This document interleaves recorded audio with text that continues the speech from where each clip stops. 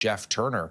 Geoff, good to see you. And let me start with Mark Carney and Donald Trump, set to meet within the next week or so. Carney has been pretty defiant when it comes to Donald Trump. It's interesting to hear the president a few moments ago saying, well, you know, they both hated Trump. It was an election campaign, but I think the conservative hated me more than the liberal guy did. That's open up to interpretation, of course, for all of us. But moving past that, what do you think we're going to see from Mark Carney and Donald Trump? Because there's a lot at stake here politically and economically, Geoff. I think everything in this government is going to be moving fast. And so here's the first thing to move fast. You know, we did have that call yesterday where the Prime Minister and the President spoke, and it was cordial, and where, at least according to the Prime Minister's readout, you know, respect for our sovereignty and the role of Prime Minister was there. I think it's obviously good news that the time was made. You know, as we know, the President's schedule is a busy one, and it's hard to nail these things down. So I think it's good that that conversation will start sooner rather than later. I think the concern for the Carney team should be what are the optics and the mechanisms of that meeting so that it comes across as well as possible and doesn't devolve into some of the gong shows that we've seen, if you think about that Zelensky encounter.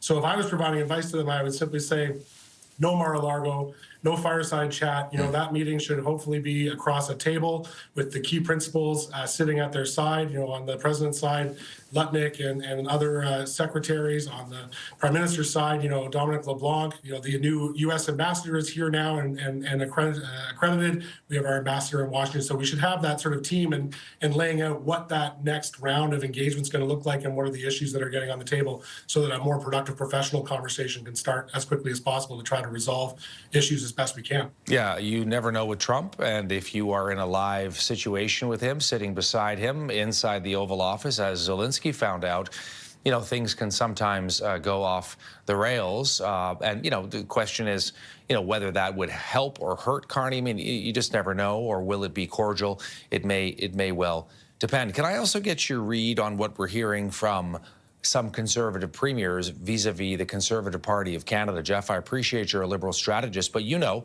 because this has happened to your party over the years, where, you know, there's a Liberal leader who doesn't do as well as expected, and then all of a sudden the rumblings start about, do we keep them? Do we ditch them? It certainly doesn't seem like Poilievre wants to go anywhere at this point anyway, Geoff. It's going to be a difficult couple of weeks for him. I certainly sympathize on one level as a political tactician. He certainly has indicated he wants to stay. I think you are starting to see support out of his caucus. That's the most important place for it, rather than in the premier's offices around the country.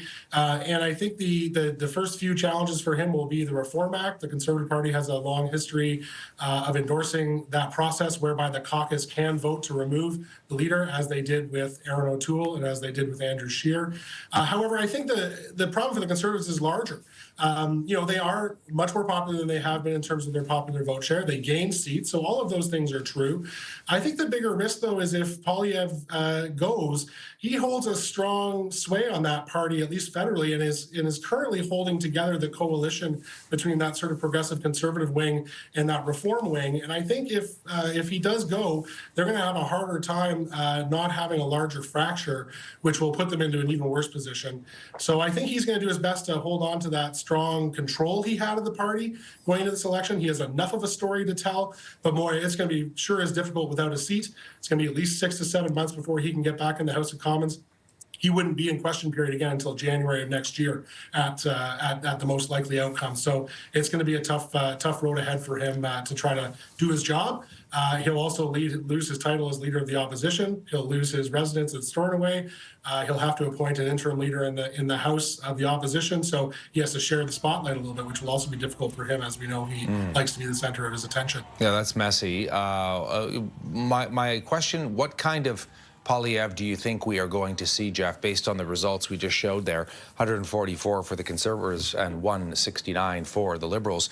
Do you think that there will be, you know, a Conservative leader who is willing to work across the aisle for big projects, or based on what you know of Pierre Poilievre? And you know, as you're pointing out, they did quite well. I mean, they increased their seat count by 25 seats. You know, popular vote as well. He's raised a lot of money, big rallies during this campaign. Your take on what sort of Poilievre we will see? Will he be collaborative or obstructionist? Yeah, I think I'll just start by saying I think the only area you'll expect them to be collaborative on will be trade and the U.S. like response, and in particular relief for affected businesses and Canadians, workers. I think that is where you might see some crossover, but I think they will be staunchly opposed, as they always have been, on most other aspects. What about energy, Geoff? Energy projects? I don't think the Liberals can ever do good enough for them in the way that they would like to see it. I think the fact that the Liberals, including the Liberals with some dependence on the NDP, will have to triangulate themselves how much on the climate side and on the environmental side they can move from where the traditional position has been. But Carney is absolutely pro-development, pro-major project, pro-linear infrastructure like pipelines, like electrical infrastructure, like major projects. So I think they'll have a bit of a hard time showing why they're opposed besides that, but I just don't think they'll ever get the vision they want, which is basically just unfettered growth, forget about carbon dioxide, forget about pollution, let's just go. I think Carney's going to bring a much more centrist position to that. So it'll be difficult, but I would project that they won't find much to work together on. I don't think that's in their DNA. But I don't want to lose your question, Todd. Who the personality we see with, I knocked on lots of doors in this election, and the thinking is that the NDP and the Bloc voters went to the Liberal because of Trump. That's certainly true, but they also went because the leader that they saw in Pierre Poilievre and the way that he was campaigning, the way he's conducted himself since the beginning of time as a leader, really turned them off and really scared them about what that kind of leadership would look like in Canada, and how, yes, it did mirror the Trumpian way of doing things. And that was just as much a liability as the larger U.S. issue. So if he's going to change his spots, he's going to have to go back to what we saw on the election night and maybe even at the debate. But can a leopard really change its spots? I'm not sure he can. Geoff Turner, Liberal strategist in Ottawa, with his take. Good to see you, Geoff. Thank you.